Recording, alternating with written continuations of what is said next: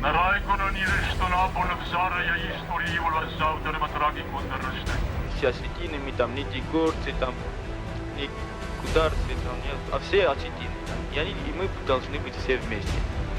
Они сожгли там домов 35-40. Именно осетинские дома, да.